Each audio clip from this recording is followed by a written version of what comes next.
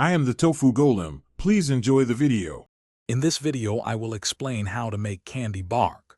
First, prepare your workspace and gather all ingredients. To begin, gently melt your chosen chocolate. You can use a double boiler or microwave, heating in 30-second intervals, stirring well after each.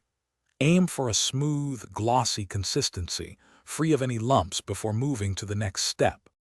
Once your chocolate is perfectly melted, pour it onto a baking sheet lined with parchment paper.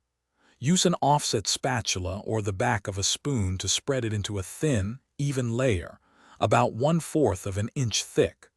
Work quickly, then immediately sprinkle your desired toppings over the wet chocolate, pressing them in gently to ensure they adhere well. After adding your toppings, it's time to let your candy bark set. You can leave it at room temperature until fully hardened, which might take an hour or two. For quicker results, place the baking sheet in the refrigerator for about 15 to 30 minutes. Once firm, simply break the bark into irregular, bite-sized pieces. Enjoy your homemade treat. To keep your candy bark fresh, store it in an airtight container at room temperature, away from direct sunlight or heat. It typically stays delicious for up to 2 weeks. Don't be afraid to get creative.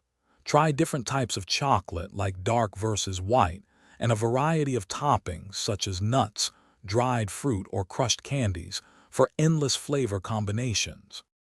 Thanks for watching. Consider subscribing if we helped you today.